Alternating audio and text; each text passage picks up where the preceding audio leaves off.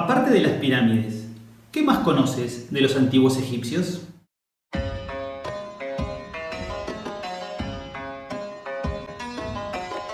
Dentro de los muchos templos que figuran en esa tierra sagrada que gira en torno al cauce del río Nilo, destacan dos templos importantes. Uno es el templo de Horus en Edfu y el otro, el que hoy nos ocupa, el templo de Hathor en Dendera. Ambos templos conmemoran un matrimonio celestial entre Horus y Hathor y determinan la conformación de dos templos hermanos. Los antiguos egipcios no implantaban sus templos en cualquier lugar, sino que hacían una selección cuidadosa del sitio. Es así que si bien la mayor parte del río Nilo, corazón vital del antiguo Egipto, va de sur a norte, es cierto que en algunos tramos hay algunos meandros o recodos del mismo cauce que generan una desviación en su recorrido. En este lugar donde fue implantado el templo de Hathor en Dendera, el río tiene un recorrido de este a oeste, y como era de costumbre, los egipcios colocaban sus templos en forma perpendicular al río Nilo. Hathor es la fuerza materna primigenia, principio creador de toda vida. Es la diosa del amor, representada por una vaca cósmica con ojos de serpiente. Su energía nutriente permitió el desarrollo de la vida en el mundo.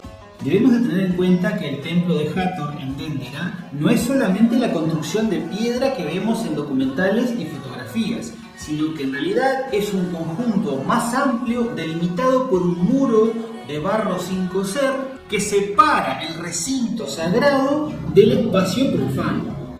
Allí había habitaciones para los sacerdotes, para los estudiantes, había templos anexos, sanatorios, hospedajes y despensas para aquellos que habitaban intramuros.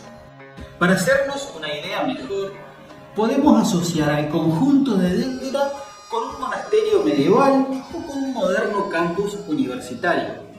Este templo resulta original actualmente cuando podemos visitarlos porque no tiene pilonos, pero en realidad sí que lo tuvo. Lo que ocurre es que cuando se cerraron los colegios sacerdotales y entró en decadencia el templo, se desmontó el pilonos original y se utilizaron las piedras para construir otro tipo de recintos, como por ejemplo alguna iglesia cristiana. Una vez que se cruza el pórtico de acceso, se accede a un patio que seguramente alguna vez tuvo pórticos o galerías porticadas antes del recinto sagrado propiamente dicho. Este patio porticado era el último lugar donde el pueblo sencillo y profano podía acceder dentro del recinto sagrado, y seguramente era en forma similar a lo que podemos ver en el patio del templo de Edfu. Al fondo podemos contemplar en forma majestuosa la fachada de la sala hipóstila con las 6 columnas hatóricas. La sala hipóstila es un recinto monumental que tiene 18 columnas con capiteles hatóricos. Estos capiteles tienen representado 4 efigies de la diosa Hathor en cada una de las direcciones cardinales. Encima de la cabeza de la diosa hay una especie de templete donde se simboliza un cistro y la serpiente Oreos. Debido al aspecto extraño de la efigie de la diosa, los capiteles fueron vandalizados por los cristianos coptos que habitaron por mucho tiempo el templo cuando éste entró en decadencia, creyéndolos demoníacos. Esta sala hipóstila, también llamada Sala de la Vida, era el lugar de enseñanza, donde se dictaba cátedra de religión, de ciencia, de arte, de astronomía. Constituye el primer filtro, ya que los profanos no acceden y sí lo pueden hacer los estudiantes, aquellos que son aspirantes a los misterios. Adentrándonos en el corazón del templo, el siguiente recinto es una sala hipóstila más pequeña que tiene 6 columnas hatóricas que lleva como nombre Sala de las Apariciones. Rodeando esta sala hay 6 pequeños locales destinados al sustento del ceremonial del templo. Accediendo a esta sala, hacia la derecha, en uno de estos locales se podía salir al lago sagrado, otro componente fundamental del conjunto del templo. El lago sagrado simbolizaba las aguas primordiales y era fundamental para realizarse abluciones y lavajes a efectos de purificarse y proseguir al recinto más sagrado del templo. El devoto, una vez purificado en el lago sagrado, ingresa de nuevo en el templo y al lado tiene un recinto que es la antesala para subir a la azotea a través de una escalera en caracol. A la izquierda de la sala hipóstila pequeña de las apariciones estaban 3 locales destinados a recibir las ofrendas para el ceremonial del templo. Seguramente en esta sala de las apariciones había un nuevo filtro, ya que los aspirantes a los misterios, o sea los estudiantes, ya no podrían ingresar más hacia el interior. Solamente podían ingresar los sacerdotes iniciados a la sala de las ofrendas, y también había 2 puertas que conducían a las 2 escaleras que tiene el templo.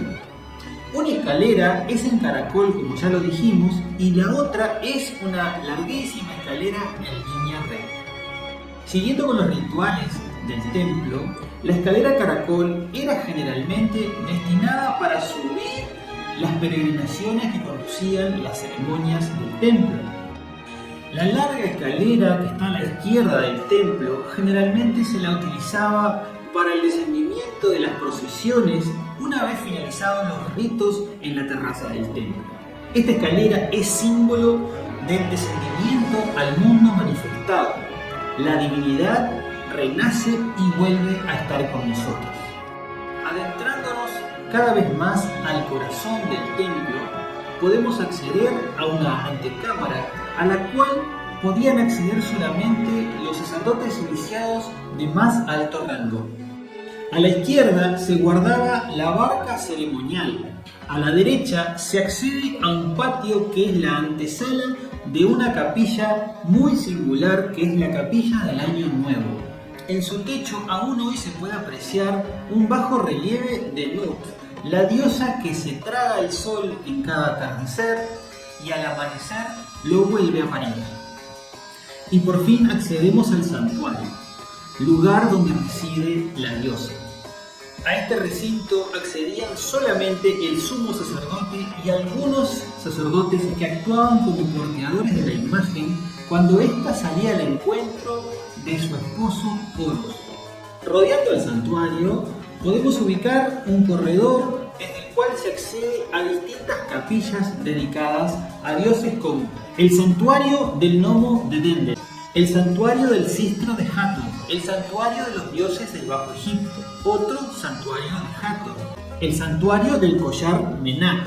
Los jeroglíficos nos narran que en este sitio se enterró una de las partes desmembradas de Osiris cuando su hermano Set lo asesinó y lo despedazó.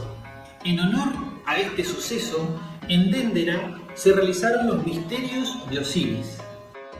En épocas de la festividad de Osiris, la multitud se adentraba al patio porticado para realizar oraciones en su nombre. Sin embargo, dentro del recinto sagrado operaba una ceremonia más oculta y misteriosa. Lejos de los ojos profanos, los iniciados realizaban ceremonias secretas y sagradas. Habitualmente, los misterios de Osiris se llevaban a cabo en las terrazas de los templos. Dendera no fue la excepción. La azotea es una parte fundamental del ceremonial del templo de Hathor, porque está dedicado a la observación astronómica y astrológica del firmamento. Si accedemos a la terraza del templo de Hathor, lo primero que podemos observar es un kiosco abierto sin techo que estaba dedicado a la observación astronómica. En la misma terraza podemos contemplar 6 recintos, 3 a cada lado. En cada lado había un pequeño patio abierto. Seguidamente una antesala ceremonial para después entrar en el lugar más sagrado del rito osiriano. En la antesala del templete había un simulacro de reconstitución sagrada del cuerpo de Osiris. De ahí se pasaba a la sala sagrada de la gestación, o sea, el lugar donde renace Osiris. Todo este rito se realiza bajo el techo del famoso zodíaco de Dendera. La Francia napoleónica, que redescubrió el templo de Dendera, quedó fascinada con los primeros grabados que hicieron las expediciones napoleónicas del zodíaco, al punto tal que fue desprendido de su lugar original y fue llevado a París. Actualmente el original está expuesto en el Museo del Louvre. Por suerte, se tuvo la decencia de dejar una copia en yeso, que es la que actualmente se encuentra en Dendera. Algunos investigadores presuponen que este templo tiene una estética muy helenística, muy griega, y los conocimientos que estos tenían del zodíaco. Pero debemos recordar que los griegos beben de las fuentes egipcias de sabiduría milenaria. ¿Un templo astrológico es invento de los faraones ptolemaicos o realmente es la sabiduría de los sacerdotes supervivientes a los persas? Una vez finalizados los ritos de los misterios, la procesión del colegio sacerdotal desciende por la escalera lineal para comunicarle al pueblo que el año nuevo ha comenzado. He aquí la significación de la arquitectura sagrada del templo de Hathor en Dendera.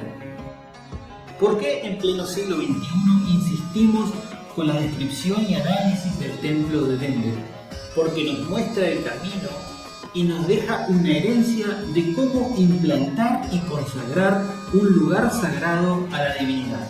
Las futuras generaciones podrán contar con esta herramienta maravillosa de implantar un lugar sagrado dedicado al misterio, a la creación.